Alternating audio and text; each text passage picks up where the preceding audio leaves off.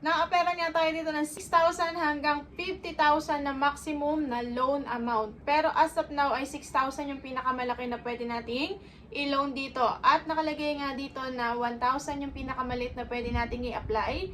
And meron siyang 90 days, 150 days, and meron din siyang 180 days na loan term. Maintaining good credit will unlock 150 days na loan term. Paano nga ba tayo mag-a-apply dito? Ano ba yung mga proseso? And legit nga ba itong loan application na to? So, wag na natin patagalin yan, mag-apply na tayo dito. Ito siya mga ka-reloan, si Peso Cash Safe Online Lending. Nakita ko nga ito sa Facebook and magaganda rin yung mga comment na nandun. And meron din ako mga nababasa na, wow, ang ganda daw ng comment ni agent. So, agent nga lang kaya yung mga nagko-comment dito kasi medyo madami siyang comment and marami ring heart react. Meron nga siyang 4.4 na star, medyo mababa dahil karaniwan sa mga magagandang loan application ay 4.7 pataas. At as of now nga ay meron ng 5 million plus na nag-download. So, ibig sabihin, marami na rin nakagamit nitong kay Peso Cash Safe Online Lending. Naka-under siya kay My Loan Lending Investors. Ayan, sabi nga niya dyan ay online process, borrow and repayment anytime. We provide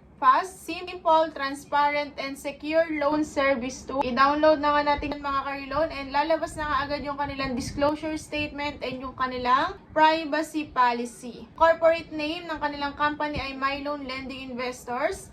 And meron din silang PSEC, registration number. At meron din silang certificate of authority. At nandyan din yung kanilang address. Medyo mahaba itong kanilang disclosure statement, pero lagi kong paalala sa inyo mga ka-reloan ay palagi natin basahin at intindihing mabuti.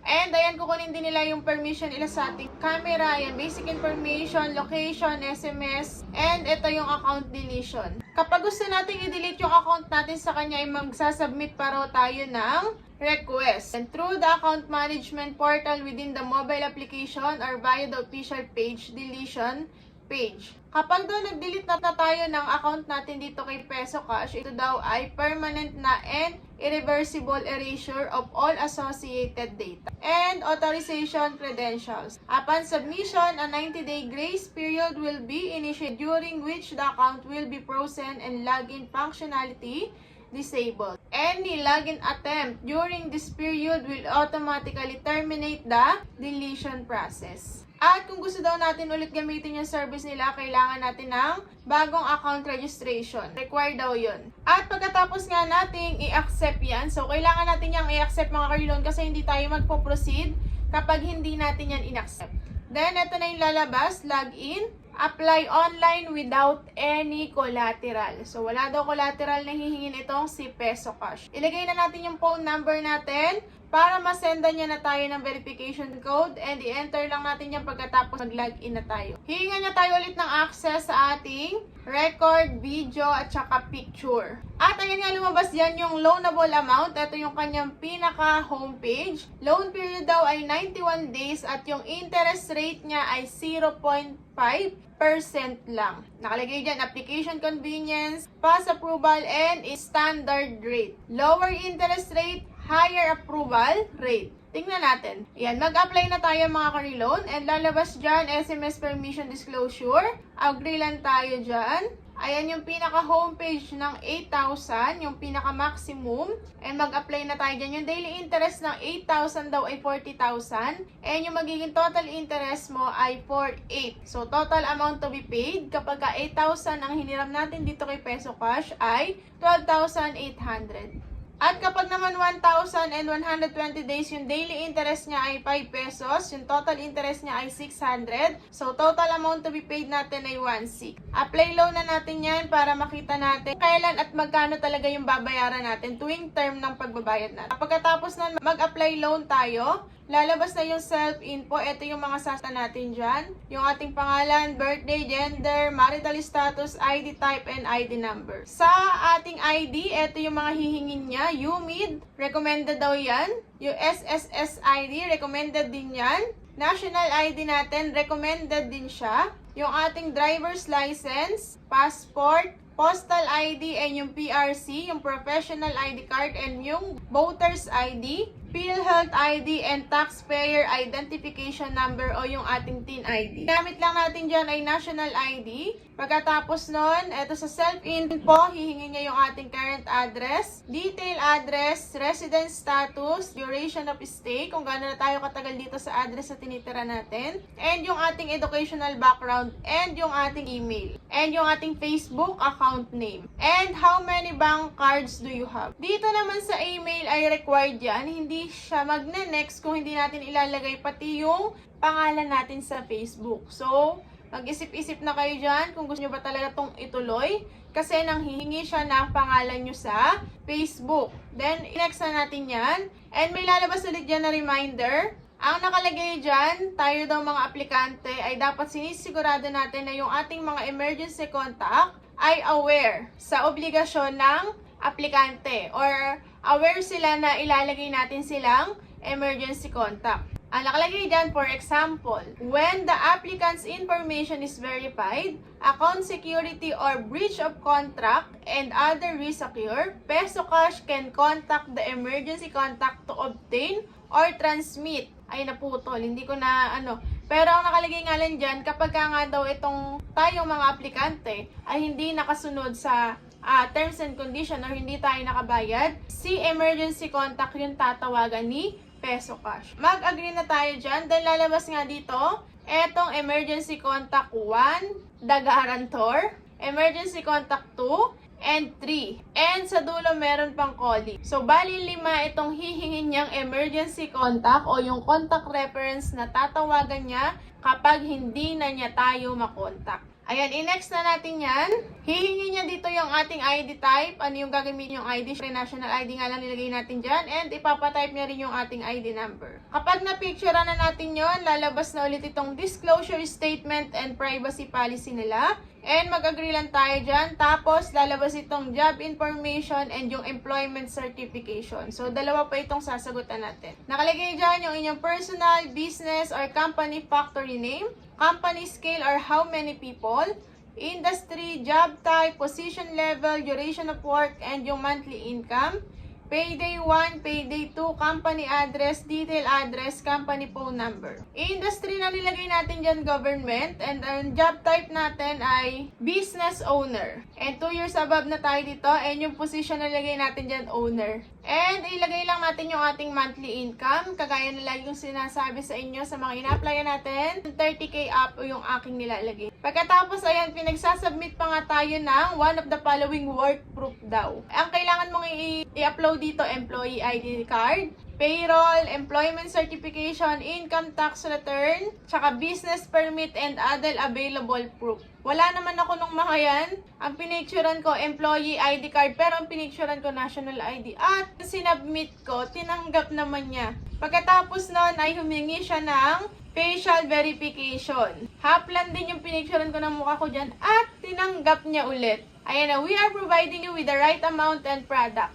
Pagkatapos nga na, ito yung lumabas na credit amount, 2,000. And meron tayong loan periods na 120 days. At meron siyang payment way, ayan, GCash, bank, at saka ML Louvillier or LBC, at saka RD Pawn Shop. So, dun lang tayo sa GCash. Meron siyang bayad na 20 peso. I-try muna natin sa 1,000. Sabi ko nga sa inyo, kapag binibigyan tayo ng medyo mataas sa 1,000 na loan amount, hindi ko rin yung sinasagat. So, i-try natin sa 1,000. Ang loan period natin ay 90 days. Ang pinili natin ay cash. Ayan, ipapalagay, hihingi niya yung ating e-wallet account, GCash, at saka yung account number natin, then i-confirm pa natin yan, then submit na natin. After natin yan masubmit, tingnan na natin kung magkano yung babayaran natin or magkano yung tubo dito kay 1,000 pesos. Repayment processing fee ay 40 pesos daw. So, ang marireceive nating amount ay 940. Kasi may bayad pa nga na 20 pesos sa GCash. So, bali 60. Yung matatanggal sa 1,000, then ang marireceive natin ay 940. And yung total interest natin ay 250. Kaya ang kailangan bayaran natin ay 1,250. At ito yung kanyang repayment plan. 3 installment yung kailangan nating bayaran. Ang unang due date natin or ang unang period natin ay sa April 8, 2026. So, ito ay 2 weeks. So, itong unang pagbabayad natin ay 2 weeks. Ang kailangan nating bayaran sa 1,000 ay 500. Ang interest ay 75. So, ang kailangan nating bayaran sa unang period ay 575. Then, sa pangalawang period natin, April 23, another 2 weeks ulit. Ang amount na kailangan natin bayaran ay 500 pesos and may interest ulit siya na 75 pesos. Ang total amount to be paid natin ay 575 pesos. So, bali 1 month na siya. And meron pa nga siyang pangatlong term. Yung due date natin dito ay sa July 22 pa. So, dito pa lang makokompleto yung sinasabi niyang 120 days. Hindi na naman po totoo yung kanilang repayment plan. Hindi siya umabot ng 120 days. Kasi ang babayaran na lang natin sa huling period ay 100 pesos na lang. So, hala na parang pahabol na lang yun para makuha talaga yung 0.5% per day na interest. Kung isasagad naman natin yung 6,000 natin na inoffer niya sa atin, ang processing fee naman nun ay 60 pesos. Ang receive amount mo naman ay 5,920. Ang total interest ng 6,000 sa sinasabi nilang 150 days ay 5,920. So, total interest 1,450 at ang kailangan nating bayaran ay 7,450. And kapag 100 days, meron silang total of 4 installment na required. Sa unang period natin, ang due date natin ay sa April 8, 15 days. Ang unang kailangan nating bayaran ay 2,450. Sa pangalawang period natin, another 15 days sa April 23, 2,450 ulit. Then, sa susunod na due date ulit natin, another 15 days sa May 8, 2,450 ulit. And yung panghuling period natin na kukompleto sana ng 150 days ay sa August 21. Ang kailangan lang natin ulit bayaran ay 100 pesos. At nakalagay nga dyan sa huling period, repay on time and get a reduction in the current period. So kapag nabayaran na natin yung hanggang 3 period na to, mawe-waive na yung panghuling bayad. So parang wala na lang din ito. So yun nga mga ka-reloan, hindi po totoo yung kanyang terms na 120 days, 90 days, and yung 150 days niya. Kasi sa 120 days niya, ang totoo doon ay 1 month lang. Sa 150 days naman, ang totoo doon ay 1.5 month lang. Kaya kung kukumpute natin yung tubo nito, per day ay siguradong mas mataas ito sa 0.5% per day. Mga ka-reloan, kapag kinumpute nga natin yung tubo niya o yung interest niya talaga per day, base dun sa pwede nating utangin sa kanya at sa kanyang repayment plan, kapag umutang tayo ng 1,000, ang sabi niya ay 120 days, pero 1 month lang naman talaga natin babayaran at may bawas pa nga yung 1,000 na matatanggap natin. So, eto siya mga ka-reloan. Ang inutang natin 1,000, ang na-receive natin ay 940 lang at ang total na babayaran natin ay 1,150. Kasi unang period na pagbabayad natin sa loob ng 15 days ay 575. And sa pangalawang period niya na another 15 days ay 575 ulit. So total na binayaran natin or yung principal natin ay 1,150. So meron siya agad tubo sa atin na 150 pesos. Pero dahil nga 940 lang at hindi naman natin kumpletong nakuha yung 1,000 pesos, ang realistic na tinubo nila sa atin ay 210. Yun agad yung kinita sa atin ni peso cash. At yung interest rate naman niya, kung base sa actual na natanggap nating 940, so meron siyang 22.34 na interest for the whole period or loan period. Hanggang sa makabayad tayo ay 22.34%. So, isang buwan yun kasi nga 15 days and 15 days. And yung interest rate niya per day, kung 30 days natin kukunin, 0.74 per day. Pero kung 14 days lang ay 1.60% per day. Ito yung real talk sa kanya mga ka-reloan. Kahit nasabihin nila na mababa yung interest, malaki naman ang bawas sa disbursement fee na 60 pesos. Kaya yung interest niya ay mas mataas kesa sa advertise niya. Diyan napapasok mga ka-reloan o diyan napapasok yung tinatawag natin na hidden charges o yung upfront fees. Ito yung summary. Halimbawa, yung total na tinubos natin, 210. Ayan yung real cost natin. And yung interest rate niya ay 22.34. So, per day, meron siyang 0.74 hanggang 1.60%. Depende sa tagal ng pagbabayad natin. Pero, isa lang ang ibig sabihin nito mga ka-reloan, hindi totoo yung 0.5% niya per day. Nagiging totoo lang yun kung yung 120 days ay ibibigay niya sa atin ng totoo. Pero hindi nga kasi. Wala naman na tayong babayaran sa huling pagbabayad. Kinukuha naman niya ng 1 month. Kapag 120 days, ay 1 month niya lang yung sisingilin sa atin. Kapag naman 90 days, ay 15 days lang. So, hindi totoo. Ayan mga ka-loan, disclaimer lang. Nasa sa inyo pa rin ang buong pasya. Kung gusto nyo bang mag-loan dito or hindi. Hindi ko po kayo inuobliga na mag-loan dito. Ang ipinakita ko po sa inyo ay yung proseso at kung totoo ba talaga yung mga interest na sinasabi ni Peso Cash. Pero para sa akin mga ka-loan ay hindi ko maire-recommend itong si Peso Cash. Para sa akin ay masyadong malaki yung kanyang interest na yun at masyadong madaya yung computation na ipinapakita niya kaysa sa actual na interest na ibibigay niya sa atin kapag tayo ay manghihiram na sa kanya. Yun lang mga ka-loan, maraming salamat sa panonood and sana ay makaahon na tayong lahat sa pagkakautang at iwasan natin ang tapal-tapal system para hindi tayo malubog sa utang. Yun lang and maraming salamat and God bless you all.